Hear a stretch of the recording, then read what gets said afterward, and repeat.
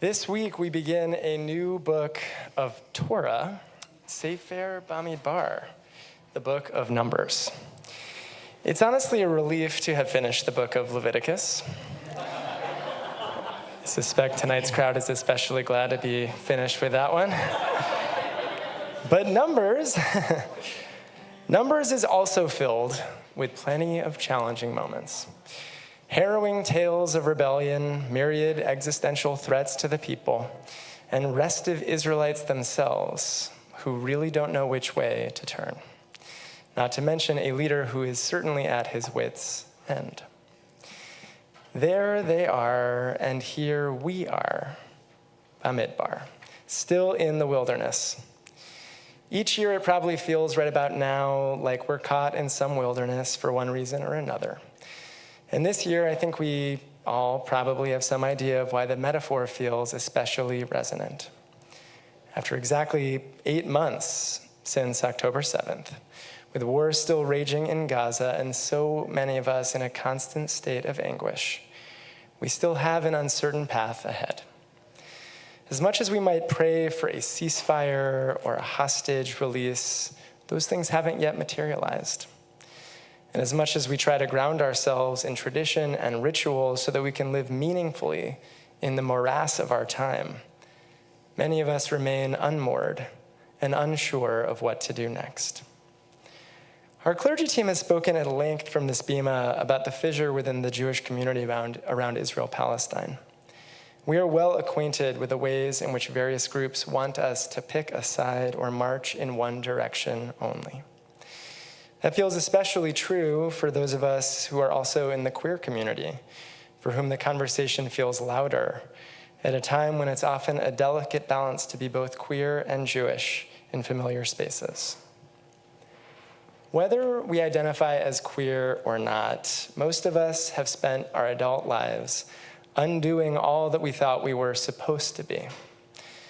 But again and again, we are taken to task for not being what others think we should, not being supportive enough of Israel or not adequately advocating for Palestinian liberation, not caring enough about our fellow Jews or being overly focused on our own needs, standing with queer siblings in activist spaces, or feeling alien from them.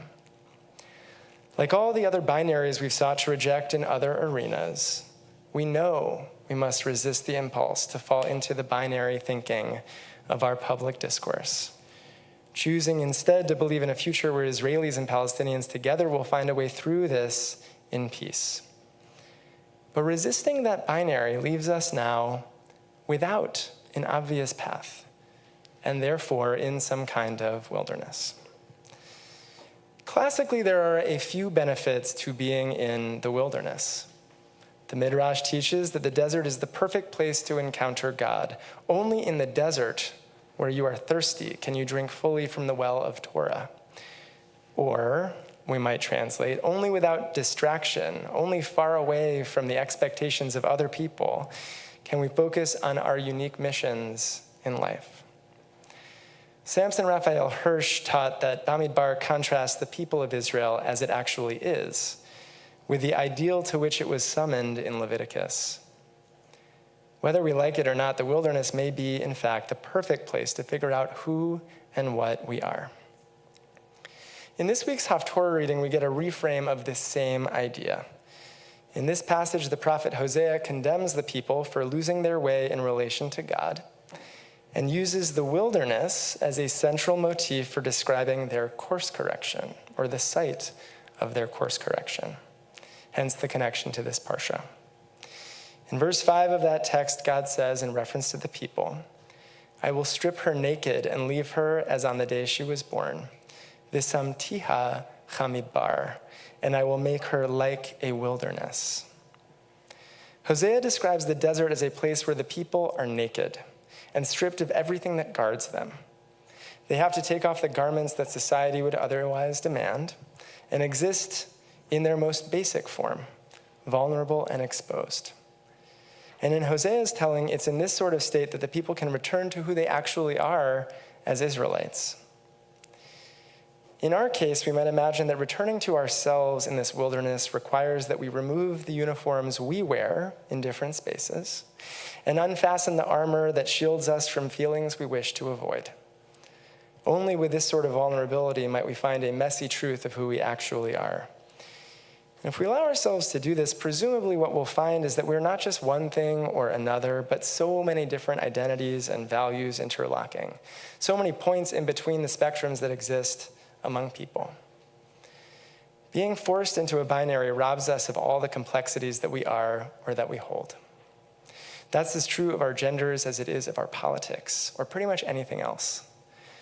The benefit of being an in-between or in an in-between space of wilderness is that it allows us to recognize that despite the many voices who want us to be one thing, we have no choice but to be many things all at once. This, I imagine, was what the Israelites were, many things all at once, as they stood there in the desert, still far from their destination. Given their multitudes, it makes sense that the first thing that happens in this parsha is a census. In the second verse of the portion, God commands them, "Se'u et rosh kol adat b'nei Yisrael," take a census of the community of Israel to determine who this community is. And once the people are counted, God commands that the Israelites shall set up camp ish al diglo, each person with their flag. Every household was supposed to have its own flag raised high. And this is kind of curious, and maybe some of you are thinking, I know where he's going with this. Fortunately, Rashi helps me out here.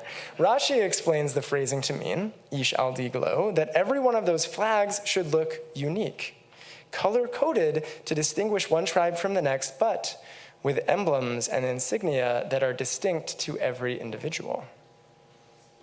There could literally be no better commentary for Pride Shabbat, that every Israelite needed to wave a flag with colors distinct to their identity, which taken together might look like a rainbow. I'm not saying that Rashi invented the pride flag, but I'm not saying that. Really what I'm saying is that as important as it was for a census of numbers to take place in this parsha, it seems that equally important was a census of individuals who knew who they were, without being forced to fit into any one particular mode of being. Every person needed to understand themselves before they were counted. And thus, the setting of the Bamidbar, the wilderness, with all its raw landscape ripe for soul searching, it was the perfect place for a census. Friends, it is very hard to find stability or direction when things feel wild. And these days, it's understandable why anyone might want to seek out a straightforward narrative or accept a black and white answer when the world feels so upside down.